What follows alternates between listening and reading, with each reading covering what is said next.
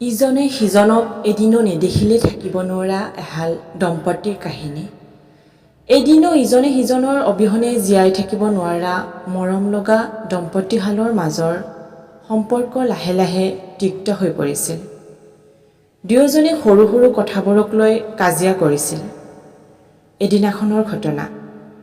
সেইদিনা তেওঁলোকৰ বিবাহ বাৰ্ষিকী আছিল।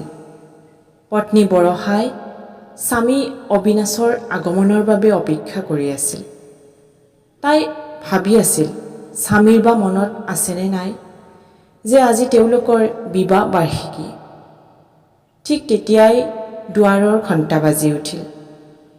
বৰষাই দুৱাৰৰ ফালে দৌৰি গ'ল। বাহিৰত বৰষুণ দি আছিল। গিৰিয়েকে দুৱাৰমুখত তিতি বুৰি হাতত ফুলৰ থোপা এটা লৈ ৰৈ আছিল। দুয়ো সুখী হৈ পৰিছিল। তেওঁলোকে পুৰণি দিনৰ পুনৰ জীয়াই তুলিবলৈ ধৰিলে। কাজিয়া পেচালৰ কথা পাহৰি লঘু সংগীতৰ মাজত ৰাতিৰ আহাৰ খোৱাৰ পৰিকল্পনা কৰিলে। কিন্তু মুহূৰ্তৰ বাবে সকলো থমকি ৰ'ল যেতিয়া বেডৰুমৰ ফোনটো বাজি উঠিল। মনীষাই ফোনটো ৰিচিভ কৰিবলৈ ভিতৰলৈ গ'ল। বিপৰীত ফালৰ পৰা মানুহ এজনে ক'লে, হেল্ল' মেম, মই থানাৰ পৰা ফোন কৰি আছোঁ। এইটো মিষ্টাৰ অবিনাশৰ নম্বৰ নহয়নে? তাই উত্তৰ দিলে, হয়। চৰি মেম, আজি এটা দুৰ্ঘটনা হৈছিল আৰু এজন মানুহৰ মৃত্যু হৈছিল। আমি তেওঁৰ মানিবেগৰ পৰা এই নম্বৰটো পাইছিলোঁ। এতিয়া তেওঁৰ মৃতদেহ চিনাক্ত কৰিব লাগিব। বৰষাৰ হৃদয় ভাঙি গ'ল। তাই থতমত খালে। তাই উত্তৰ দিলে, কিন্তু মোৰ স্বামী মোৰ লগতে আছে। মানুহজনে উত্তৰ দিলে, ক্ষমা কৰিব মেম, দুৰ্ঘটনাটো সংঘটিত হৈছিল বিয়লি ৩ বজাত, যেতিয়া তেওঁ ৰেলত উঠিছিল।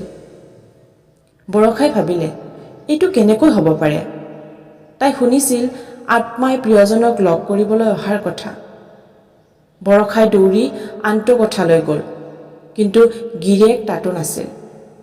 তাই ভাবিলে, সঁচাকৈ সি তাইক চিৰদিনৰ বাবে এৰি থৈ গ'ল নেকি? তাই ক'লে, হে ভগৱান, জীৱনত আজি এটা সুযোগ পাইছিলোঁ, কিন্তু তুমি সকলো কাঢ়ি নিলা। তাই কথাবোৰ ভাবি মজিয়াত বাগৰি কান্দিবলৈ ধৰিলে।